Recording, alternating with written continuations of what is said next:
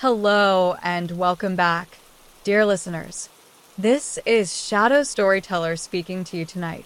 Before we begin our journey into another story, I kindly ask you to subscribe to the channel, leave a like if you enjoy what you hear, and share your thoughts in the comments below.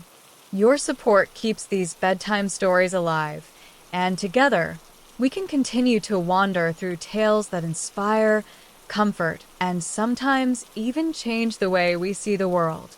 Now, let me take you back to a memory, one that still lingers with me whenever I think of San Francisco.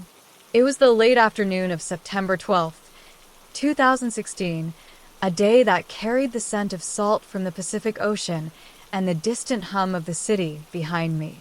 My name is Daniel Hughes, and at that time, I was a 29-year-old Englishman who had left London only a few months earlier, searching for something I could not quite name, perhaps clarity, perhaps freedom. That evening, the sky over San Francisco was brushed with shades of orange and violet, the kind of sunset that makes you stop in your tracks even if you're in a hurry. I found myself standing at the edge of Crissy Field, the grassy expanse alive with families, joggers, and a few kite flyers enjoying the cool breeze. The Golden Gate Bridge loomed in the distance, its red towers glowing like guardians against the falling dusk. I had never seen it with my own eyes before, only in films and postcards. But that day, the bridge seemed to hold a different weight, as if it were not just steel and cables, but a path between who I was and who I was about to become. The walk toward the bridge felt surreal. Around me, the chatter of tourists mixed with the laughter of children. A couple posed for photos, their arms wrapped tightly around each other, while an older man sat on a bench sketching the view with slow, deliberate strokes. The air carried a mixture of sea spray and roasted coffee drifting from a nearby food cart, and for a moment, I felt both foreign and strangely at home. As I set foot on the bridge itself, the vibration of cars rushing by reminded me that life never truly pauses, even when our hearts do. I leaned against the rail, watching the waves churn below. The cold metal pressed against my palms, grounding me, while the wind tugged at my jacket. Somewhere between the rhythm of the traffic, the cries of the seagulls, and the endless horizon stretching ahead, I realized that this was not just another landmark to cross off my list. This bridge was speaking to me in a language that had no words, only silence, and the quiet invitation to let go of the weight I had carried across the ocean. But before I tell you what happened next, and how that moment altered the course of my life, let me pause here because the story is only just beginning. I stood there, the cool wind brushing against my face, carrying with it the faint smell of salt and steel. Below me, the Pacific rolled endlessly, each wave crashing against the rocks with a rhythm that seemed ancient, eternal. The sound blended with the rush of cars above me, a reminder that life on this bridge was never still. For a moment, I closed my eyes and allowed the hum of the Golden Gate to fill me. It was not silent here, but there was a strange kind of peace in the noise. A peace that comes when you realize that, despite the chaos of the world, something larger than yourself has always been moving steadily forward. I thought back to London. The gray mornings, the drizzle that seemed to stain the pavements, the underground filled with faces that rarely met your eyes. I had worked in an office then, a dull space on Bishopsgate where the air smelled faintly of paper and stale coffee. Every morning I sat at the same desk, tapping away at numbers that had no meaning to me. My colleagues talked about football scores and weekend trips to Brighton, but I often drifted into silence. When my father passed away the year before, something inside me shifted. He had been a man of quiet strength, an engineer who spent his life building bridges across the north of England. He used to say, "A bridge isn't just metal and stone. It's a promise that two sides, no matter how far apart, can meet." Those words had clung to me since the funeral, echoing in the corners of my mind. It was in some strange way his spirit that had brought me here, to this bridge on the other side of the world. I remember thinking as I left Heathrow with a single suitcase that I was chasing something he might have understood, a kind of crossing, a chance to step from who I had been into who I might yet become. As I leaned over the railing, the sky shifted further into twilight. The water below darkened, turning into a sheet of restless silver. Lights along the bridge flickered on, casting their glow on the endless line of cars that streamed past. I felt small, yet alive in a way I had not felt in years. Then, out of the corner of my eye, I noticed a young woman standing a few steps away. She was perhaps in her late 20s, with auburn hair pulled into a loose braid, a camera hanging from her neck. She was not looking at the view, but rather at the people, capturing moments, laughter, the subtle gestures of strangers. When our eyes met, she smiled faintly, the kind of smile that suggests both shyness and recognition. "Beautiful, isn't it?" she said, her accent carrying the softness of California. I nodded. "It feels almost unreal." She stepped closer, resting her hands on the railing. "I come here often, not to take pictures of the bridge itself, but of the people who come to see it. Everyone carries a story when they walk across. You can almost read it in their faces." Her words stayed with me. I had not thought of myself as someone whose story could be read so easily, but perhaps it could. Perhaps the grief, the restlessness, and the hope I carried were visible, like shadows etched into my expression. Her name was Emily.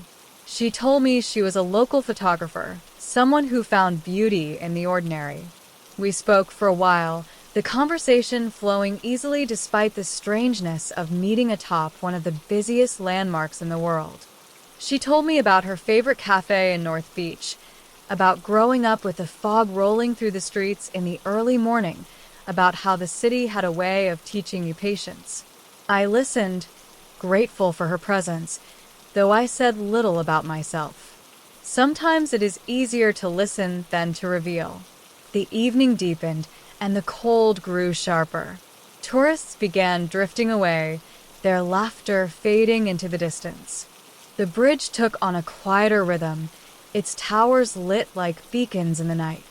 Emily waved goodbye, disappearing into the flow of people, leaving me once again with the silence of the wind and the weight of my thoughts. And that was when it happened. Standing there, watching the horizon blur between sea and sky, I felt something shift inside me. It was not dramatic, not a lightning strike or a sudden revelation, but rather a slow, undeniable realization. I did not need to have all the answers. I did not need to know exactly what I was seeking. It was enough to stand in that moment, to breathe, to accept that the crossing itself mattered more than the destination. Tears welled in my eyes, not of sadness, but of release. I had spent so long clinging to questions I could not solve, to fears that bound me to a past I no longer belonged to. On that bridge, suspended between the old and the new, I let them go. I stayed there until the city lights shimmered against the water, until the chill seeped into my bones, and until my legs ached from standing still. But inside, something had been set free. The following days in San Francisco became a quiet exploration. I wandered through Chinatown, tasting dishes whose names I could barely pronounce. I walked the steep streets of Russian Hill, the cable cars rattling past with their bells ringing like echoes from another time. I sat in City Light's bookstore for hours, leafing through pages of poetry that spoke of journeys and awakenings. Everywhere I went, the image of the bridge returned. Its towers seemed to follow me, even when out of sight, as if reminding me of the promise my father once spoke of. And though I was far from home, I began to feel a new sense of belonging, not to a place, but to myself. Weeks later, I met Emily again by chance at a small gallery near Union Square. She was exhibiting her photographs, each image capturing fleeting human moments on the Golden Gate. We spoke longer that evening, sharing coffee afterward, and I found myself opening up in ways I had not expected. She listened without judgment, her eyes steady, as if she understood the unspoken weight of my story. Life, of course, did not change overnight, but slowly, piece by piece, it did. The bridge had not given me answers, but it had given me permission. Permission to breathe, to step forward, to accept the unknown with courage. And as I look back now, years later, I realize that the bridge was never just about San Francisco. It was never just about steel and cables. It was about the crossing that lives within us all, the willingness to leave one shore behind and trust that, somewhere ahead, another shore waits. That night in September 2016 was the beginning of mine. The weeks that followed passed like a series of photographs, each moment tinted with the golden haze of late summer in San Francisco. I found myself walking with a lighter step, though I did not always know where I was going. The city became my companion, each street and corner holding fragments of meaning I had yet to fully understand. I often returned to the Golden Gate, not out of habit, but because something inside me longed to be near it. The bridge had become a silent witness to my transformation, its towers watching me as I tried to unravel the knots I had carried for so long. One Saturday morning, just as the fog was lifting from the bay, I decided to take the ferry to Sausalito. I had heard that the view of the city from across the water was breathtaking, and I wanted to see the bridge from another perspective. As the ferry pulled away, the skyline of San Francisco grew smaller behind me, while the red towers rose taller, standing proud against the pale sky. The sight stirred something deep in me, a quiet gratitude for being exactly where I was. Sausalito itself was charming, with its narrow streets, galleries, and the smell of fresh bread spilling from bakeries. I wandered aimlessly, notebook in hand, scribbling half-formed thoughts that seemed to come more easily now. For the first time in years, words returned to me, not as tasks but as companions. I realized that I had been silent for too long, holding my grief and confusion inside. Perhaps writing was the bridge between my inner world and the outer one. It was in those moments of wandering that I thought again of Emily. Our conversation on the bridge had been brief, yet it lingered in me like the aftertaste of strong coffee. I wondered if I would ever see her again, though I told myself not to cling to chance encounters. But fate has its way of weaving threads we do not see. A week later, while I was browsing through old records in a small shop in the Mission District, I heard a familiar voice behind me. "You again," Emily said, a smile tugging at her lips. She wore a navy coat, her braids slightly undone, as if she had been rushing. I turned, equally surprised and relieved. "Seems the city is smaller than it looks." She laughed, the sound warm and unguarded. Or perhaps the bridge has decided we should keep crossing paths. We spoke for a while among the shelves of vinyl, our conversation flowing with the ease of two people who had met long ago. She told me she had just finished a photo session nearby, capturing murals that told stories of resilience and community. I shared that I had begun writing again, though clumsily, as if learning to walk after years of sitting still. From that day on, our meetings became more frequent. Sometimes deliberate, sometimes accidental, though I began to wonder if accidents truly existed. We walked through the winding alleys of Chinatown, tasting dumplings so delicate they melted on the tongue.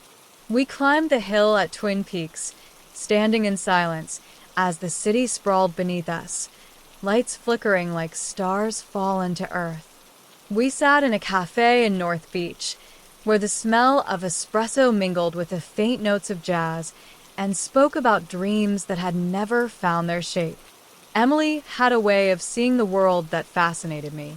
She looked not at what was obvious, but at what lingered between. The pause between laughter, the shadow in someone's eyes, the detail everyone else overlooked. Her photographs carried that same quality, each one capturing more than what was visible. They were fragments of truth, held still for just long enough to be felt. As for me, I began to feel alive again. The heaviness that had once sat in my chest slowly loosened, replaced by a quiet curiosity about life. The bridge had opened the door, but it was Emily who gently reminded me that walking through it was possible. One evening, as autumn crept into the city with a sharper wind, we returned together to the Golden Gate. The sun was sinking, painting the sky in fiery hues. We leaned against the railing, just as we had on the day we first met. "Do you know why I take so many photographs here?" Emily asked, her voice thoughtful. I shook my head. Because this bridge is never the same. Morning, evening, fog, storm. It changes, and yet it endures. People change too, but they don't always see it. The bridge reminds me that change is not something to fear. Her words struck me deeply. I thought of my father, of the bridges he built, and how his life had been one long lesson in creating connections. I thought of my own journey, of leaving London, of standing here now with someone who felt both new and familiar. For the first time, I spoke openly about him. I told her about his quiet wisdom, his death, and how lost I had felt afterward. The words trembled at first, but Emily listened without interruption, her eyes holding mine with steady compassion.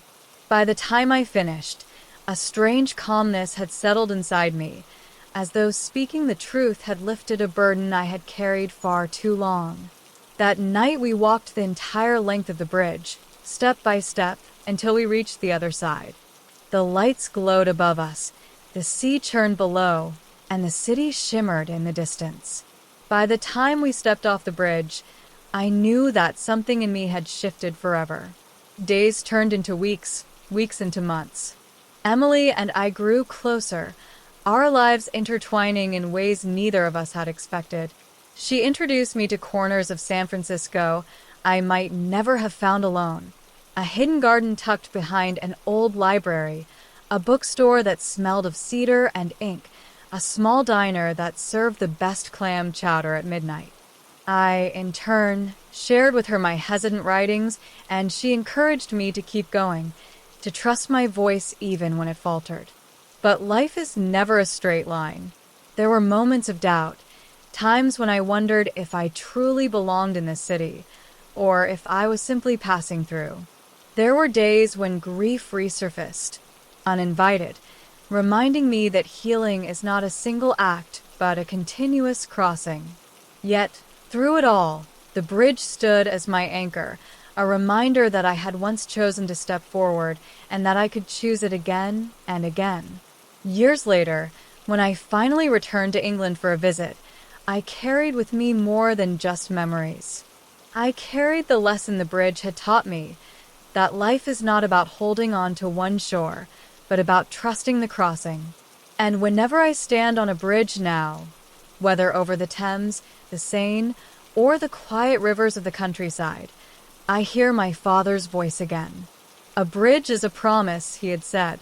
And I understand now that it was a promise not only between two sides of land, but between two versions of ourselves, the one we leave behind and the one we are becoming. That promise changed me on a September evening in San Francisco, and it continues to change me still.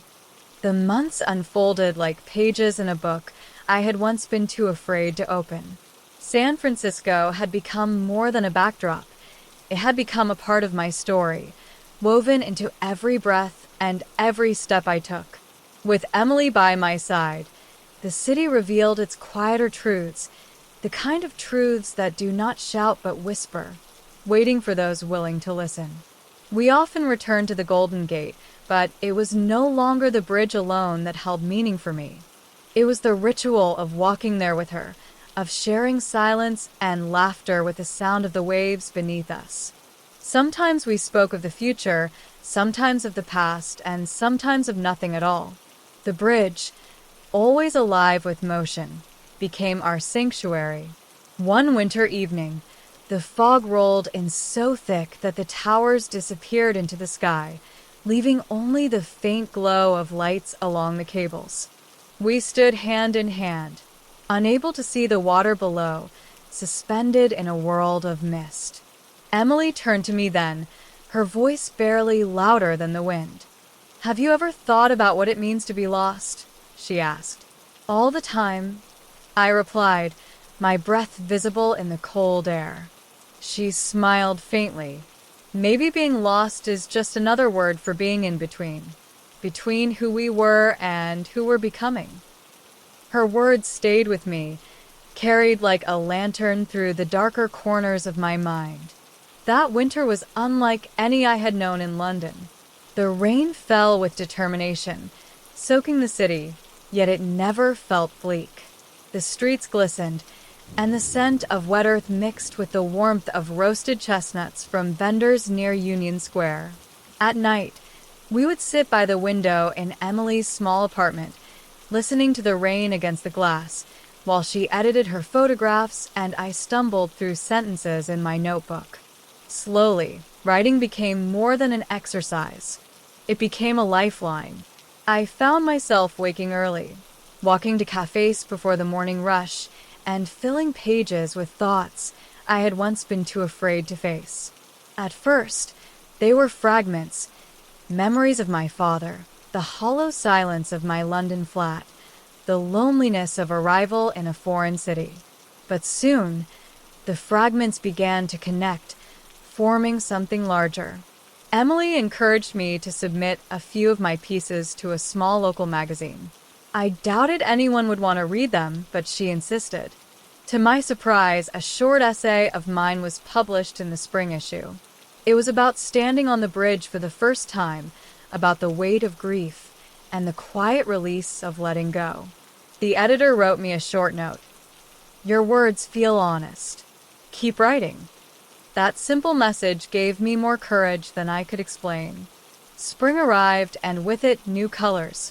The hills around the city turned green, wildflowers pushing through the cracks of forgotten spaces. We took weekend trips north, driving along the winding coastal road where the ocean roared against cliffs. In Point Reyes, we watched whales breach far out at sea, their massive bodies crashing into the water like thunder. In the evenings, we sat around small fires, the smoke curling into the stars, speaking of childhood memories and half-formed dreams. It was during one of those trips, as we walked along a deserted beach, that I realized how much my life had shifted.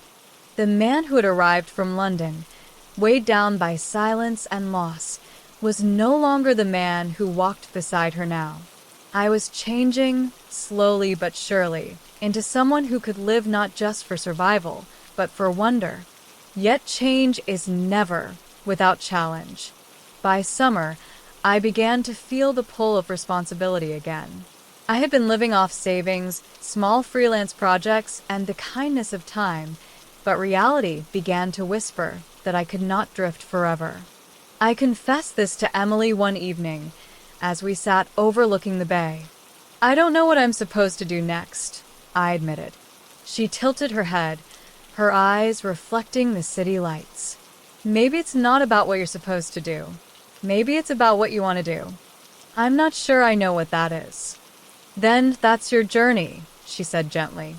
To find out, her faith in me was disarming.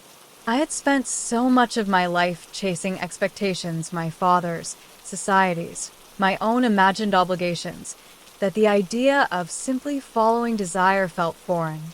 But perhaps she was right. I began to look for ways to merge my love for writing with something more concrete. Through one of Emily's friends, I was introduced to a small nonprofit organization that worked with immigrant communities in the Bay Area.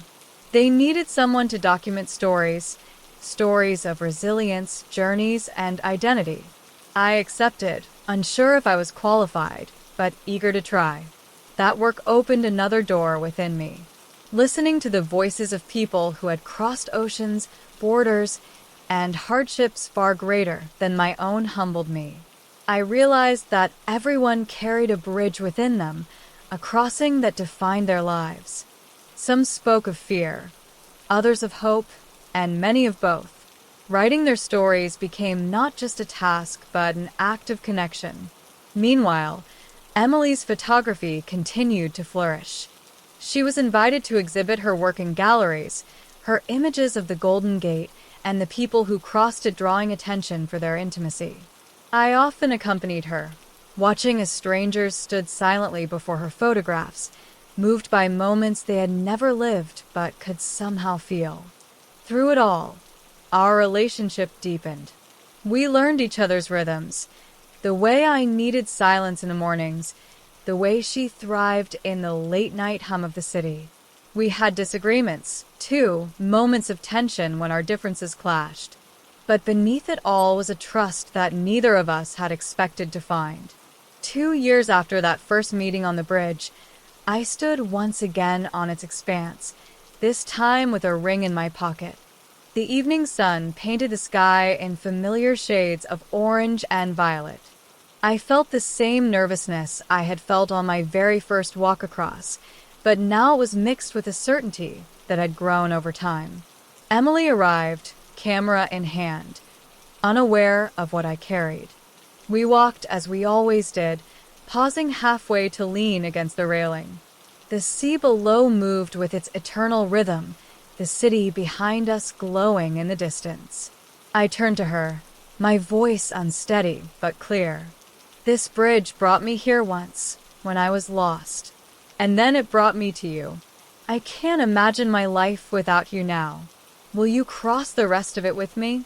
Her eyes widened, the fog of surprise mingling with the shimmer of tears. She laughed, then nodded, her voice breaking as she whispered, "Yes." The bridge had been many things to me, a place of grief, of release, of discovery. But in that moment, it became the place where my life truly began again. We married the following year in a small ceremony overlooking the bay. Friends gathered, the wind playful but gentle, the horizon stretching endlessly behind us. As we exchanged vows, I thought of my father. I imagined him standing at the edge of the crowd, quiet as always, nodding in approval. He had built bridges of stone and steel, but I had learned to build bridges of words and love. Years have passed since then, yet the memory remains vivid. The Golden Gate is still there, unchanging yet always changing, just as Emily once said. We walk it often, now with our little daughter skipping between us, her laughter carried by the wind. She points at the towers with wide eyes, asking if giants live inside them. And I smile because in some way she is right. Giants do live there, not of flesh and bone, but of memory of love, of the crossings that shape who we are. When I think back to that September evening in 2016, I realize it was never just about the bridge. It was about standing still long enough to hear the quiet voice inside me, about meeting someone who could see beyond the surface, about daring to step into the unknown. The bridge changed my life, yes. But more than that, it taught me that change itself is the bridge, that every moment, every choice, every crossing leads us closer to who we are meant to be. And so, the story continues, as stories always do. Life after the wedding settled into a rhythm that was both ordinary and extraordinary. Ordinary because we woke up each morning in the same small apartment overlooking the bay, brewed coffee, and went about our days. Extraordinary because beneath every simple routine was the knowledge that we had chosen each other, that the threads of two lives once separate had been woven into one fabric. Emily continued to build her photography career, her exhibitions drawing more attention across the city and beyond. Her lens captured not just bridges and landscapes, but the faces of people who carried stories within their eyes. She would often return from a shoot excited, showing me images that revealed far more than I could ever notice myself. She said she loved how I listened, how I saw not just the photograph but the silence around it. For my part, I worked more deeply with the nonprofit organization, documenting the journeys of immigrants and refugees. Their stories humbled me in ways I cannot fully describe. I sat in kitchens fragrant with spices from faraway places, listening to mothers speak of the sacrifices they had made. I walked through crowded apartments where families shared laughter despite having so little. I wrote of resilience, of courage, of the quiet determination that carried them across oceans and borders. My words, once hesitant, began to find a home. Essays appeared in magazines, then newspapers.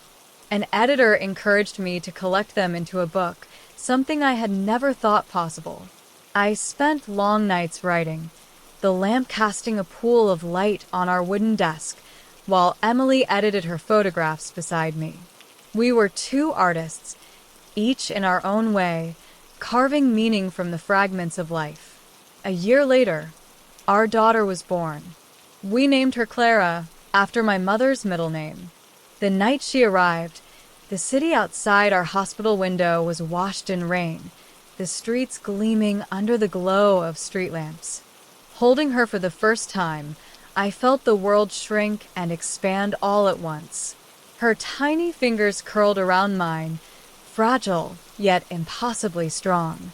Parenthood was a crossing unlike any other.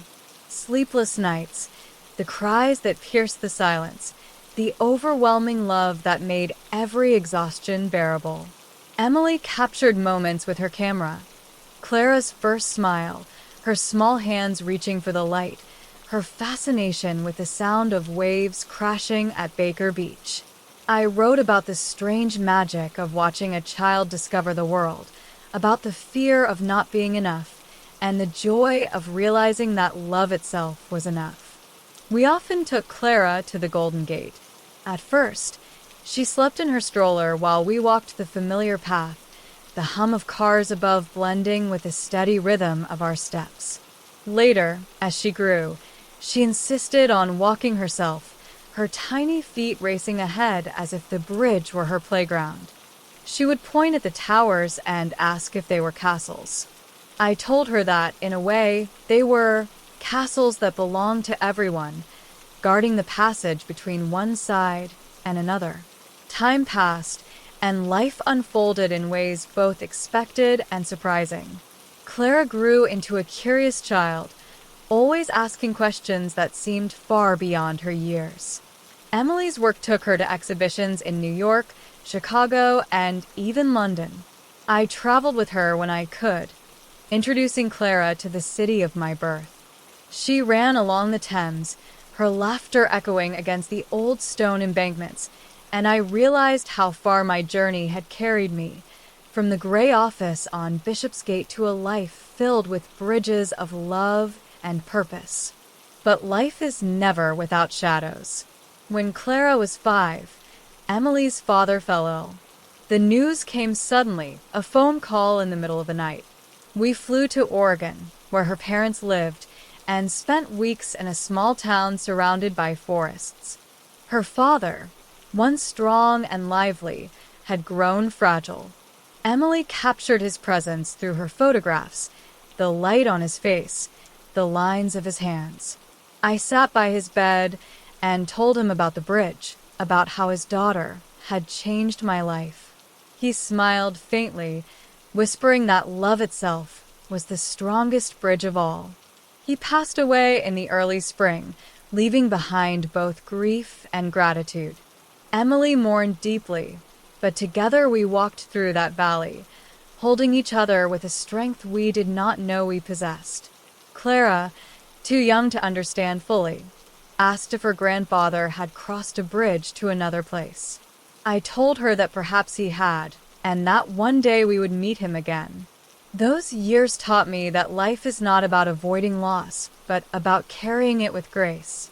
Just as my father's death had once driven me to San Francisco, Emily's father's passing reminded us to hold onto every moment with tenderness. By the time Clara turned 8, my book was published. It carried the title Crossings, And within its pages were not only the stories of immigrants I had interviewed, but also fragments of my own journey. The reception surprised me. Letters arrived from strangers who said they had found pieces of themselves in the words, who said the bridge in my story had reminded them of their own crossings. Emily's photographs accompanied the book. Her images gave faces to the stories, grounding the words in flesh and light.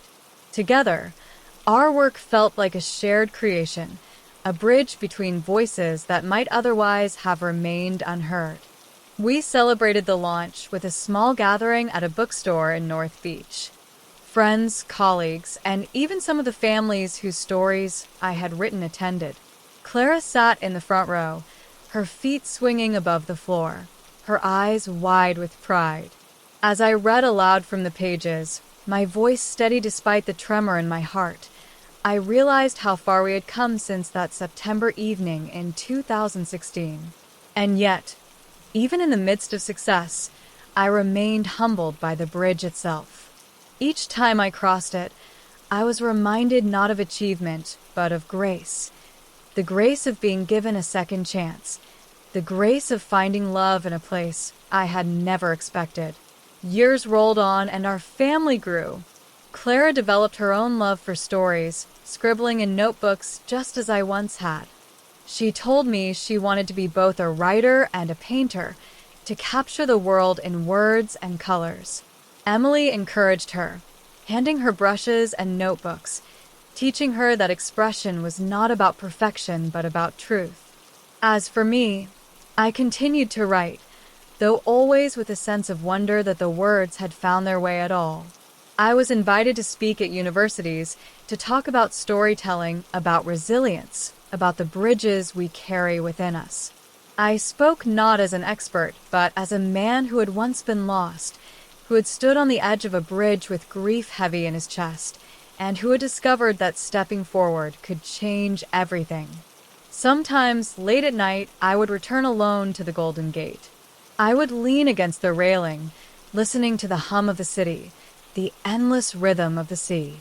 And I would whisper a quiet thank you to my father, to Emily, to the bridge itself. For it was here, suspended between sea and sky, that I had found my way. And though the years continue to move, though Clara will grow and one day cross her own bridges, though Emily and I will one day walk slower, leaning on each other as the wind rushes past, I know this truth. The bridge does not end. It is carried within us, a promise that every crossing, every change, every act of love leads us to the shores we were meant to find. The story of the bridge is not finished. It never will be. For as long as there are people who dare to step forward, who dare to trust the unknown, the bridge will live on. And so, when I tuck Clara into bed at night, when I tell her stories of journeys and crossings, I end with the same words my father once gave me. A bridge is not just steel and stone. It is a promise. And promises, when kept, can change a life forever. Before San Francisco, before the sound of gulls and the hum of the Pacific wind, there had been England. And in England there had been my father. I grew up in a modest house in Manchester, a place where the rain seemed to visit more often than the sun. Our street was narrow, lined with terraced houses, the kind where children played football until the lamps flickered on and mothers called from doorways. Life was simple, though never easy. My father, Richard Hughes, was a civil engineer. To me, as a child, he seemed like a magician of sorts.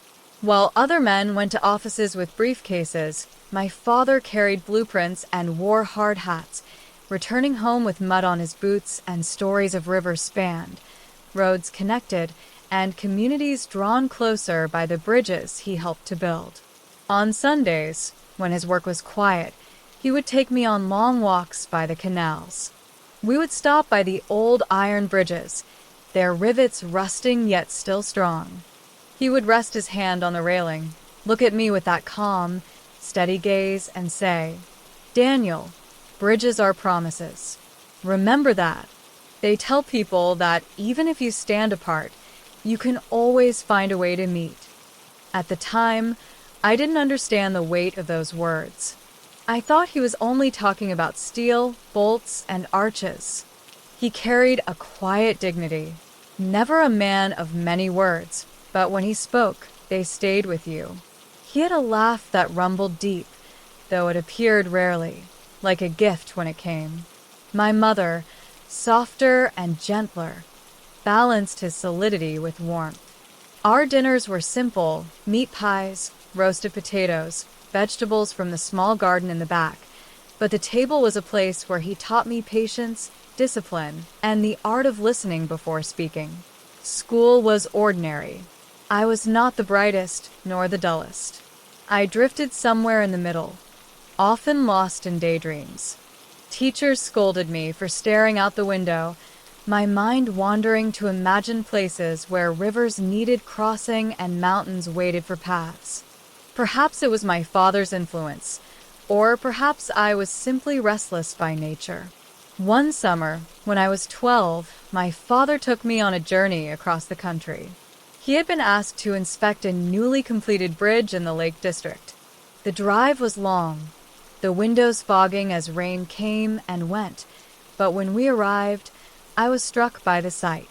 The bridge arched gracefully over a river, its reflection shimmering on the water below.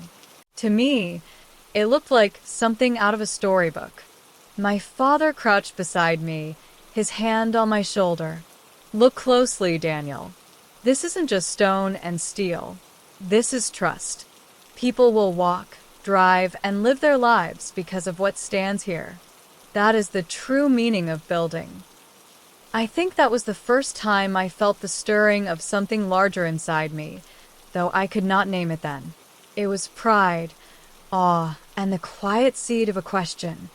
What bridges would I build in my own life? Years passed, and childhood gave way to the turbulence of adolescence. I rebelled, as many do. I argued with my father, frustrated by his quiet firmness. I wanted freedom, while he spoke of responsibility. Yet even in those moments, his presence was steady. He did not waver. And in hindsight, I see that his patience was itself a kind of bridge, connecting us across the restless waters of youth. When I was 19, I left for London to study.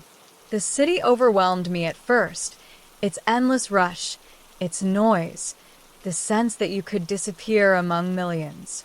I studied business, though my heart was never fully in it. My father supported me nonetheless, his pride evident even in his silence. He would call once a week, asking simple questions about my classes, about whether I was eating properly, about whether I had found friends.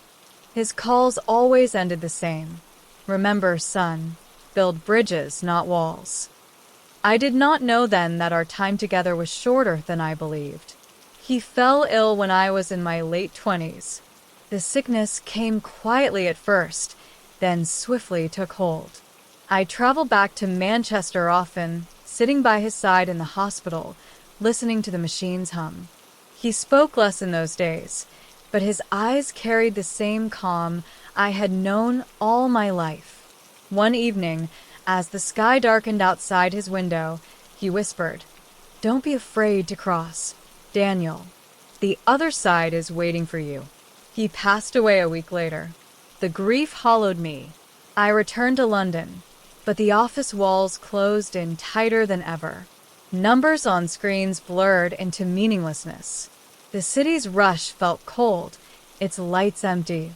For months I drifted, weighed down by the absence of his voice, his presence.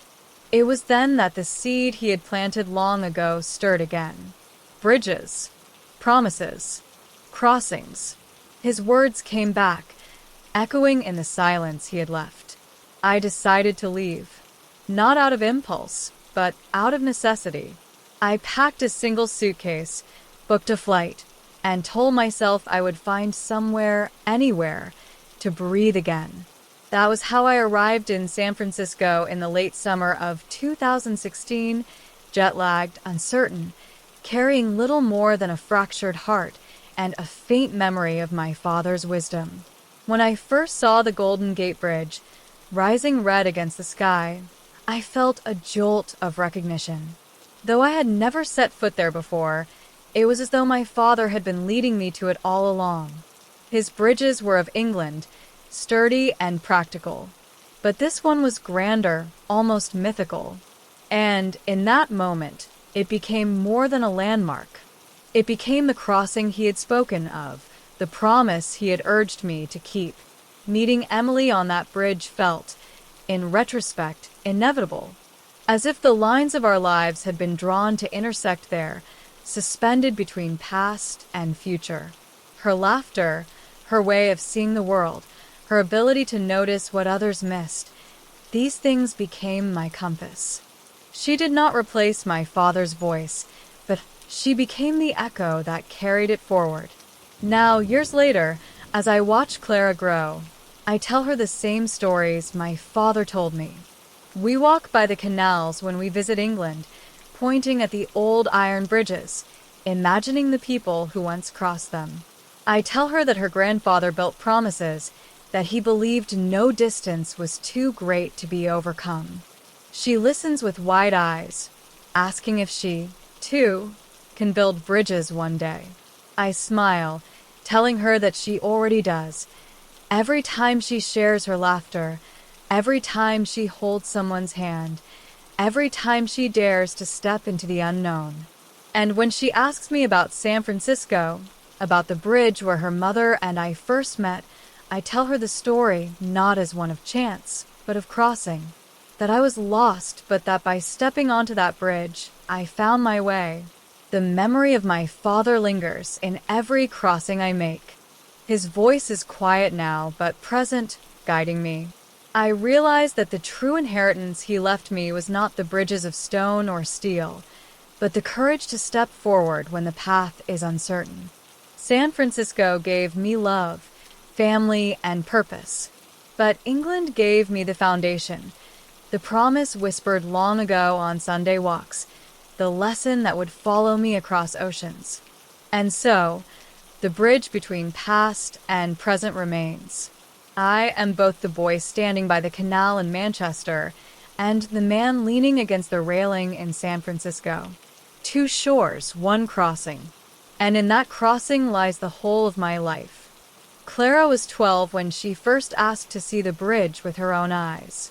Until then, the Golden Gate had lived in her imagination like a character from a fairy tale, glowing red against the horizon of her dreams. She had seen photographs, drawings, and even little models in souvenir shops when we visited the city, but standing upon it herself was something she longed for deeply. It was a bright morning in late July. The air carried the freshness of the Pacific, mingled with the distant sound of bicycles along the waterfront. Emily packed sandwiches. I brought the old camera my father once owned, and Clara skipped ahead of us, her small backpack bouncing as she ran. She was eager in the way only children can be, full of restless anticipation, as though she already knew this was not just another family outing, but something that would mark her memory for years to come. As we approached the foot of the bridge, Clara slowed. Her hand reached for mine, and I felt the warmth of her palm, small yet steady. She looked up at the soaring towers, the cables stretching like harp strings into the sky. Her voice was hushed when she whispered, almost to herself, "It looks like it touches the clouds." We began our walk together. Around us, the usual life of the bridge carried on. Tourists snapping photos, cyclists weaving carefully between pedestrians, the hum of cars rushing by. Yet within that noise, there was a quietness between us, a sense of being held in the presence of something greater.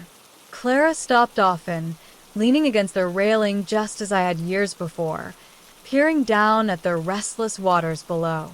"Is this where you met Mum?" she asked suddenly. Emily laughed softly, brushing a strand of hair from her face. "Yes, right here on this bridge.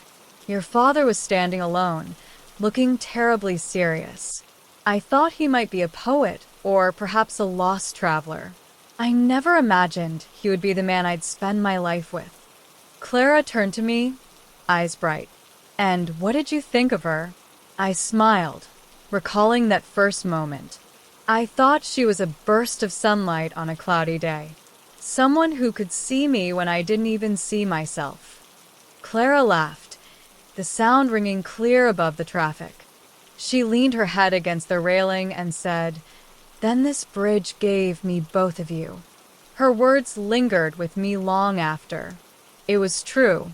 Without that crossing, without that step into the unknown, none of this life would exist.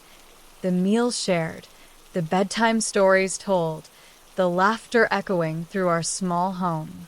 It reminded me once more that a bridge is not only steel and stone. It is choice, it is courage, it is the willingness to step forward. Years moved quickly, as they often do when children grow. Clara became a teenager, her questions deeper, her world expanding. At 14, she began to ask about the grandfather she had never met. She knew his name, Richard Hughes, and she knew he built bridges in England. But she wanted more than facts. She wanted stories. One evening, as rain tapped gently against the windows of our home in San Francisco, I brought out an old wooden box I had carried across the ocean. Inside were his belongings, faded photographs, a watch with a cracked glass face, and a stack of letters he once wrote to my mother. Clara sat cross-legged on the floor, lifting each item as though it were a treasure. "Tell me about him," she said. I told her of the walks by the canal, the way he rested his hand on the iron railings, the words he spoke about bridges being promises. I told her about the summer in the Lake District, how he crouched beside me and explained that building was more than construction, it was trust. Her eyes widened, her hands resting still in her lap. "Did he ever see this bridge?" she asked quietly, glancing toward a framed photo of the Golden Gate that hung on our wall. "No," I said, "but in a way, he is here. Every step we take across it carries him with us." From then on, Clara began to draw bridges in her notebooks. Some were real, copied from photographs, while others were imagined, bridges stretching between mountains, across oceans, even between stars. She said each one connected people who might otherwise never meet. When I saw those drawings, I recognized the echo of my father's spirit in her, though she had never heard his voice. At 16, she visited England for the first time. We traveled together, Emily staying behind for work while Clara and I boarded the long flight across the Atlantic. The moment the plane descended over the green fields, she pressed her face to the window, whispering, "It's so different from California." In Manchester, we walked the same canals my father once showed me. The air was damp, carrying the scent of wet stone and moss. The bridges were smaller than the Golden Gate, modest and weathered, but Clara gazed at them with reverence. She touched the iron railings as if greeting an old friend. "This is where he walked with you," she said. "Yes," I replied. "And now you walk here too." We visited the cemetery where he rested. Clara stood quietly by the headstone, her fingers tracing the letters of his name. After a long silence, she said, "I wish I could have met him, but maybe, in some way, I have." Her words brought tears to my eyes. In that moment, I realized the bridge between generations was unbroken.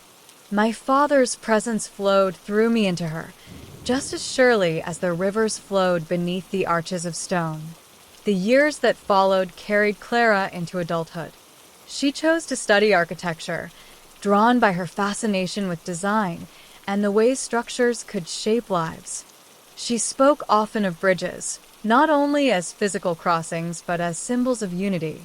Her professors noted her creativity, her ability to weave meaning into form.